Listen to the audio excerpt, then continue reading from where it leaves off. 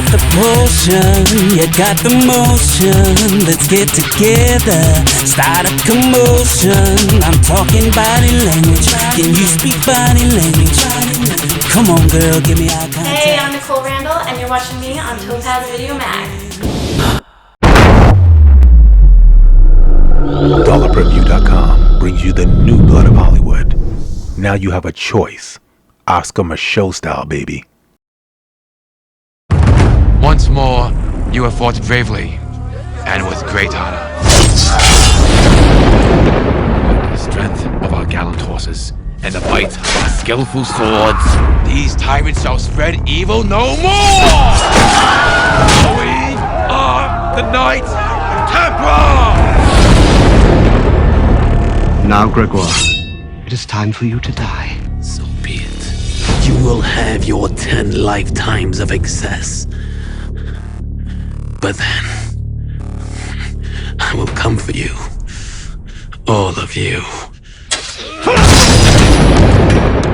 Hello everyone, and welcome to your individual fantasy getaway weekend. My name is Jake McAllister, and I'll be your host.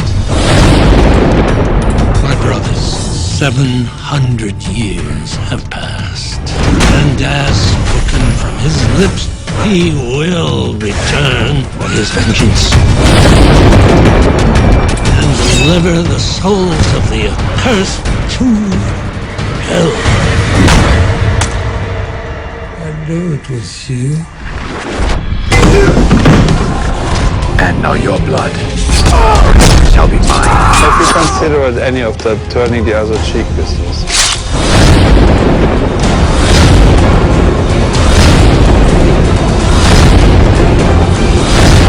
I shall cut you 10 times. Come and get it! It's been a long time.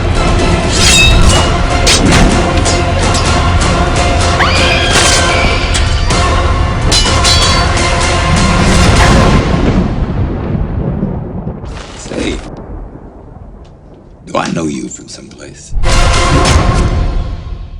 little breakdown about what you do, how you got started, how's that all worked out? Oh wow, I started as a, actually I started when I was working in a bar as a cocktail waitress, and our boss said we needed to do a calendar. I'd never heard of like photographers or anything like that, that you go and you sit in a studio.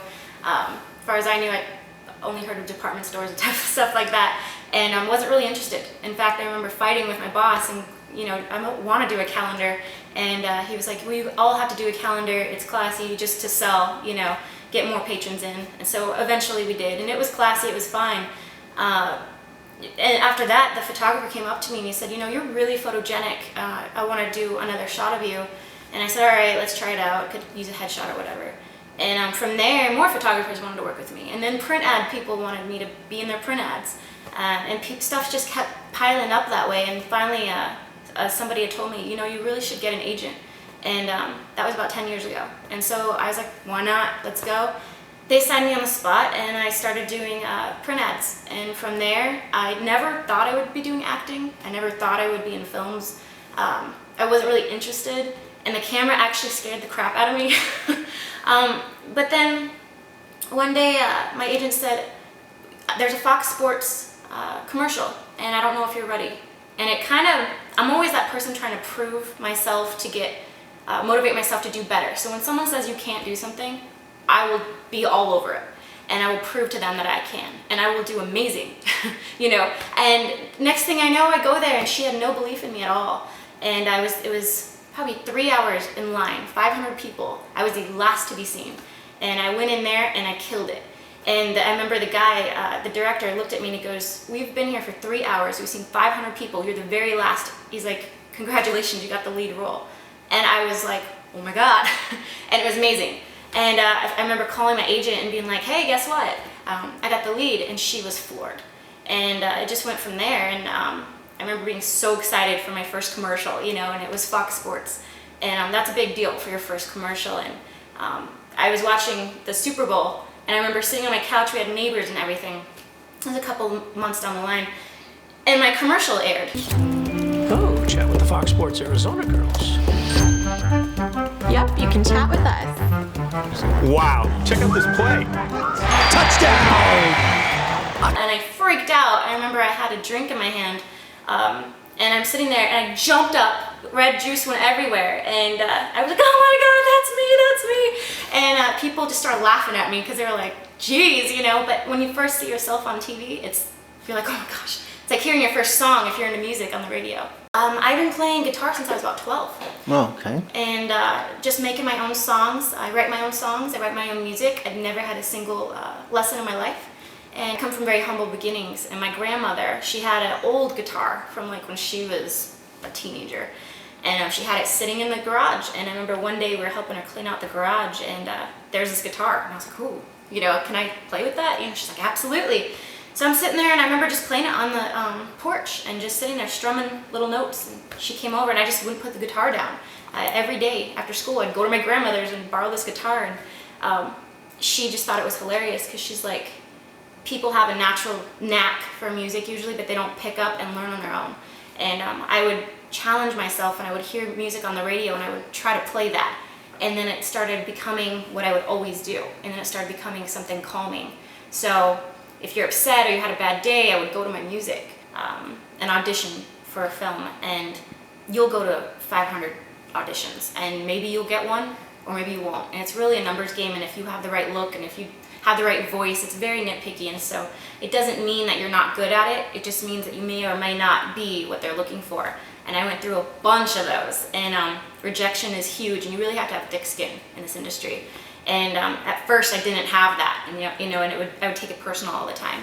And I remember just researching online, and I was completely immersed on being in a film, and I'm like, everyone says you can't do it. Nobody supported my idea to become anything in this industry, and that just pushed me further.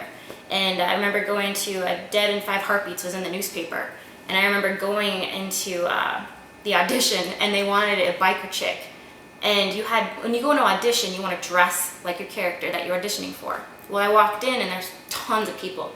Not a single person was dressed for my character except me. So here I have this like jean mini skirt on, and the biker boots, and just looking like a biker chick. And I have red hair though, and I'm fair skinned, and they weren't looking for that. They were looking for like a darker tone, exotic looking. And I remember going in there, and I nailed my audition. And normally they don't tell you in the audition if you got it or not. You just kind of go home and you wait for a phone call. And I remember that they told me right then and there, we love you, we love your look, we love how you audition, but you don't fit our specs. And I remember the director was in there, and he looks at me and he goes, we're gonna write you a part in the film. And they did, and that's insane. They don't do that. And I remember being so excited about that. And that was Dead in 5 Heartbeats. And I did a short with Lucas Petruno. And that was a silent film, and that was interesting too. It was more a challenge of how to show emotion without speaking a word, how to convey your message without talking.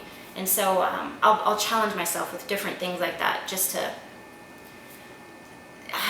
grow as an actor. You're always constantly growing. And I remember I like to help. I do a lot with the community, homeless, stuff like that. And I'm always adopting somebody. And I remember going to this UMOM event, and it was a homeless event. And I remember all my actor friends were there, and we were having a good time. And there was this producer, and he's just sitting there. He's kind of, gruff looking, and he's just not saying a word. And he calls me over, and I had no clue who he was.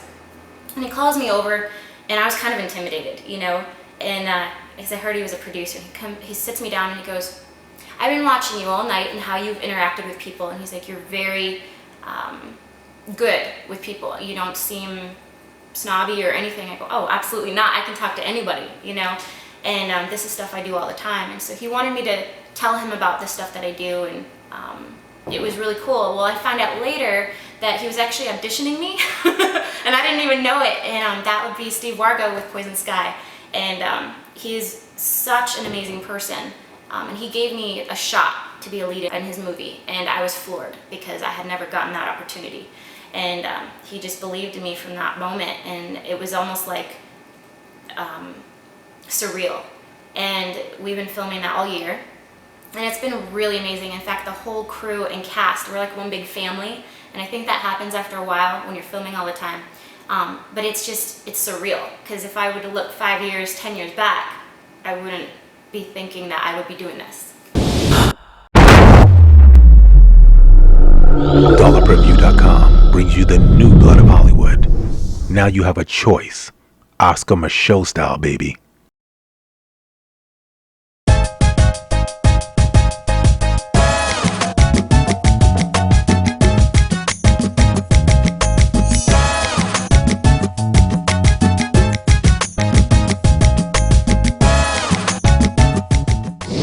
Are you trying to say that I'm the reason you're not with your husband? Am I the reason you're not with yours? Oh, Jesus, Mother, it's over when I say it's over. You made your bed and you will lie in it, with or without me. I did not have sexual relations with that woman. Come on, baby, not that I do or say anything that would have my wife coming home acting like you caught me in bed. I might as well have. Who knows, maybe I would have enjoyed it. But at the end of the day, you're gonna still be the stepdaddy. Let me tell you something, Earl. I ain't nobody's stepdaddy. I'm just a daddy that stepped up. What does she have on in my house? Her funeral outfit, keep it right on, sweetie. You do find me attractive, don't you? Don't do it, OJ. Please, Jose, hi, could you please pick up the bags and just go ahead and take them out the door? Just listen to me. Como dice how you say, me, stick no English. Mucho dinero. You should have said that the first time. But for your information, I don't have to be laying down with somebody to know when I'm getting screwed. You might not want to let that get cold. It's best if you take advantage of it hot. If you want a real man, I'll go down on my bending knees. I'm begging you, please, baby, I'll tell her when she's happy and when she cries. I love that child even though she wasn't mine. See, I was there when everybody walked away. And I'm still right here even though she don't wanna stay. Why do good men always finish last and not first? It hurts.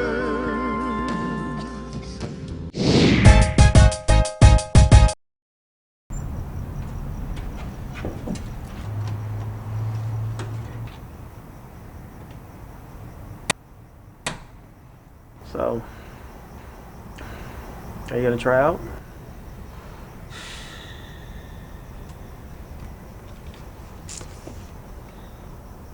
I don't know. I don't know. Maybe.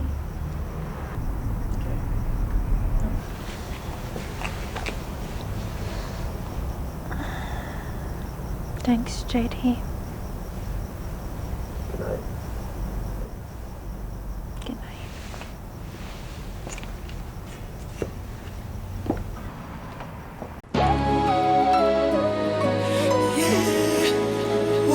I have found the perfect girl. I mean, she's beautiful, she's sexy, and she has a good following. Why can't she dance? But make no mistake, with me, it's all about the dance. Tammy Pinafore will be doing the choreography for this tour. Knock it out of the box like you have never done before. So for someone to be lead dancer, they have to prove to me that they really got what it takes. Because it's going to take everything they got to be the lead on this tour. No more pictures on the walls, no more telephone calls, no more staying up all night with you. No more I love you too, no more I miss you boo. And I can't understand how you moved on so fast.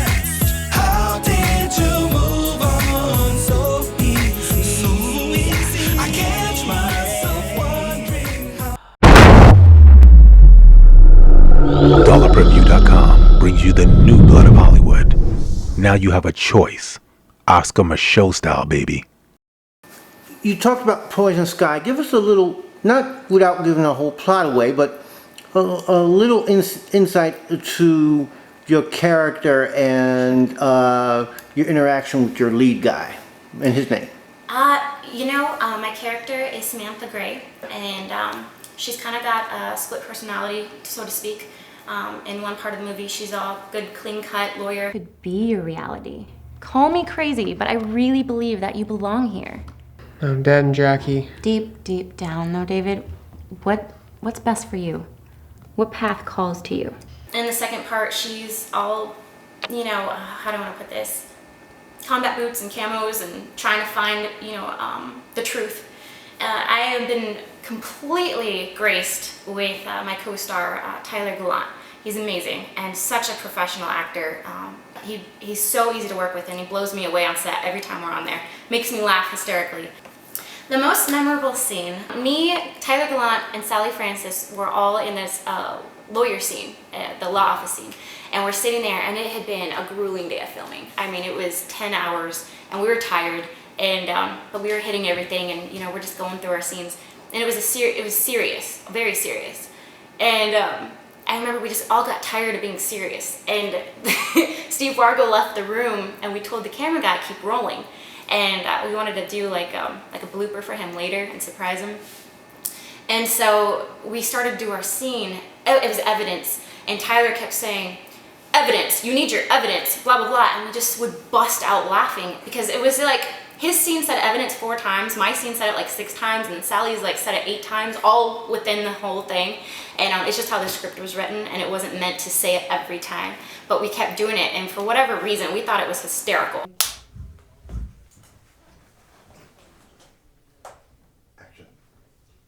Did you believe this stuff? There's a lot of evidence. It's pointing towards that direction. Evidence. Evidence. Evidence. Evidence. Evidence. Evidence. Evidence. Evidence. Evidence. Evidence. I heard you. Evidence. Evidence. Okay, I got it. Evidence. It's evidence. It's evident to me that we have evidence. Okay. Finally, Steve walks in and he's like, "What are you guys doing?"